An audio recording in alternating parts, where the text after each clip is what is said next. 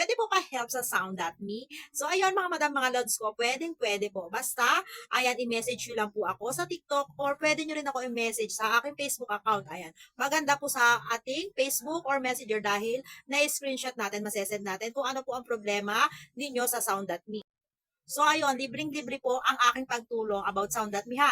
Ayan, mag-message lang po kayo, agad po ako ay magre-reply po sa inyo. Ayan, tutulungan ko po kayo about Sound.me. Ayan, sa may mga hindi pa alam kay Sound.me, ito po ay isang earning app na gagamitin natin yung sound kay Sound.me para kay TikTok. So, ayun, ika-copy-paste lang po natin yung link kay TikTok and then isasubmit lang natin kay Sound.me. Ayan po. Ayan, or earnings po tayo ng dollar. Dollar rate po ang earnings kay Sound.me. At bago po tayo maka-sign up, maka-start kay Sound.me, ay may gagamitin po tayong code. Yes po, ayan. Use my code to get more higher campaign lang po.